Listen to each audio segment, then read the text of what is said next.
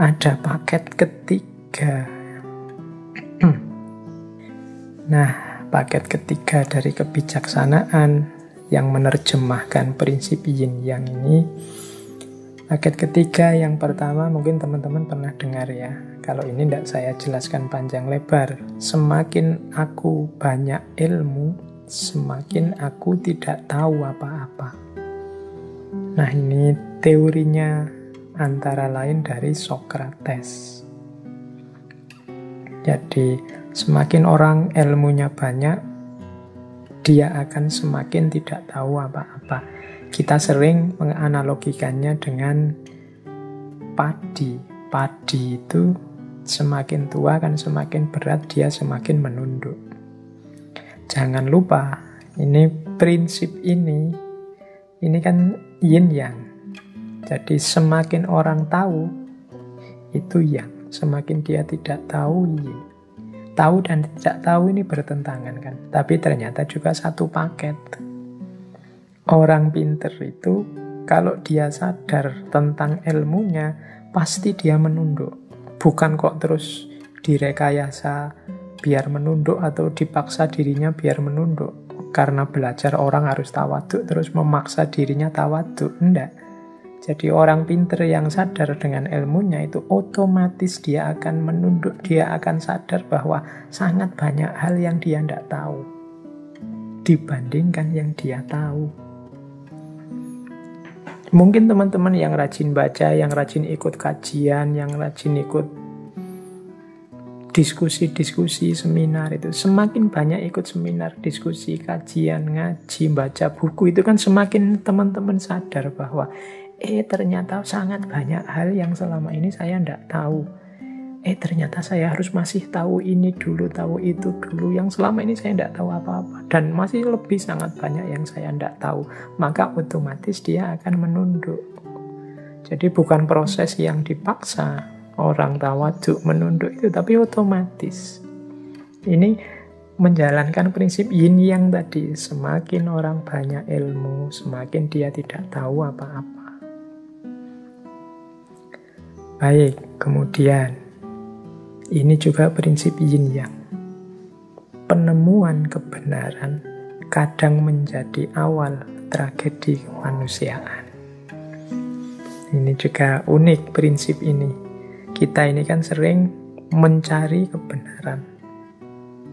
Begitu kebenaran ketemu, itu kan harusnya jadi modal untuk membuat hidup ini lebih baik.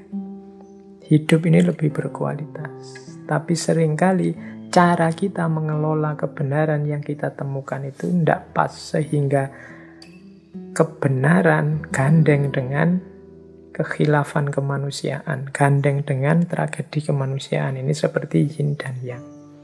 Semakin manusia pinter di akal, seringkali semakin merosot di budi kemanusiaan. Jadi orang menemukan cara membuat senjata pemusnah massal misalnya. Itu kan penemuan-penemuan kebenaran. Tapi di balik itu ternyata dia jadi sumber tragedi kemanusiaan. Orang menemukan kebenaran yang baru misalnya, oh ternyata yang dimaksud oleh agama itu ini toh, berarti yang benar ini, berarti yang selama ini salah. Wah, terus diangkatlah ke publik, melawan yang mainstream, kebenaran ini kaku, kebenaran yang sana kaku, terus lahir tragedi-tragedi kemanusiaan, saling bunuh, saling merusak, saling menjatuhkan. Harusnya kebenaran itu jadi berkah dalam hidup, tapi karena manusianya tidak pintar mengelola, yang muncul justru kebalikannya, tragedi-tragedi kemanusiaan. Jadi teman-teman harus waspada karena ya itulah hidup. Ada yin, ada yang. Terus, nah kesempurnaan manusia terletak pada kerelaannya menerima ketidaksempurnaan. Ini juga prinsip kontradiksi, prinsip polarity. Kesempurnaan dan ketidaksempurnaan ini kan hitam putih. Tapi ternyata berpasangan. Kalau kita ingin mendapatkan kesempurnaan, justru jalannya adalah dengan cara menerima ketidaksempurnaan. Mengapa begitu? Ya karena manusia itu terbatas, mustahil sempurna. Kalau dia ngotot, pokoknya ingin ketemu yang paling sempurna, dia pasti tidak ketemu. Paling tidak, ketidaksempurnaannya, ketidakketemuannya terletak pada kekurangannya untuk mengejar yang sempurna. Jadi ambisinya untuk mencari yang sempurna itu justru menunjukkan dia tidak sempurna. Maka kesempurnaan itu justru terletak pada kerelaan kita bahwa aku ini memang tidak sempurna. Nah, titiknya justru di situ akhirnya. Karena kesempurnaan yang paripurna tidak mungkin ditemukan. Nah, ini juga prinsip yin yang.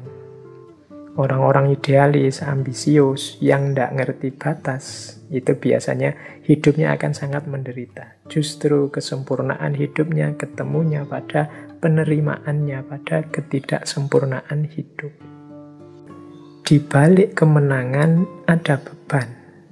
Di balik kekalahan ada kebebasan. Ini juga prinsip penting. Hidup kita itu kan sering kita ukur dengan siapa menang, siapa kalah. Kalau kalah, kita sedihnya luar biasa. Kalau menang, kita ekstase, melonjak-lonjak gembira. Kita lupa bahwa hidup ini yin dan yang. Gandengannya menang, itu beban. Gandengannya kalah, itu kebebasan. Silakan diambil contoh, misalnya pilkada. Saingan, ada yang menang, ada yang kalah. Loh, yang menang ini kan seneng sekarang, tapi jangan lupa setelah menang itu dia ketemu dengan beban-beban hidup yang banyak untuk ngurusi rakyatnya. Sementara yang kalah justru dia bebas. Dia tidak harus bertanggung jawab pada apapun, wong dia kalah. Dulu zaman saya sekolah SD sering ikut acara yang sekarang mulai jarang, cerdas cermat. Semakin saya menang, harus semakin mempersiapkan diri lagi untuk cerdas cermat selanjutnya. Dari level sekolah harus nanti tanding lagi level kecamatan. Kalau level kecamatan menang, tanding lagi level kabupaten dan seterusnya. Di balik kemenangan ada beban. Tapi kalau saya kalah, ya selesai. Bebas, aku bisa main, bisa santai-santai. Jadi di balik kemenangan ada beban, di balik kekalahan ada kebebasan. Yang kalah tidak akan ditanya, tidak akan dimintai pertanggungjawaban, tapi yang menang harus menuntaskan, mempertanggungjawabkan beban yang harus dia sandang. Jadi ini prinsip yin yang juga, teman-teman. Jadi kalau berarti apa? Yo, kalau menang tidak harus jumawa, tidak harus merasa besar, merasa gembira yang berlebihan. Jangan lupa setelah itu ada beban dan tanggung jawab yang harus ditunaikan. Sementara yang kalah, jangan terlalu sedih. Bahkan mungkin kalau melihat bahwa engkau sekarang bebas, itu mungkin alhamdulillah lah, bersyukur. Sekarang tidak ada tanggung jawab lagi, tidak ada beban apa-apa lagi. Sudah terlanjur kalah. Kalian misalnya yang kuliah, lulus tercepat, terbaik, menang kalian. Tapi jangan lupa di balik kemenangan itu ada sudut sisi kebalikannya. Di situ ada beban tanggung jawab.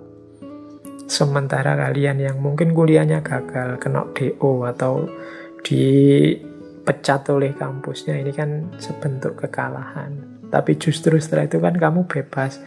Tidak ada lagi dikejar-kejar dosen, tidak ada lagi tugas macam-macam, tidak ada lagi tuntutan macam-macam dari kampusmu. Di balik kekalahan ada kebebasan, yang menang ada beban, dia harus melakukan ini, melakukan itu. Khawatir nanti kalau orang itu kan lulusan terbaik kok kayak gitu. Kamu dulu IP paling tinggi, sekarang kerjaannya cuma itu dan lain sebagainya. Nah, itulah hidup. Maka luweslah, terbukalah. Tidak usah terlalu kaget dengan dinamika-dinamika hidup yang macam-macam tadi. Ternyata di balik yang menang ada beban, di balik kekalahan ada kebebasan.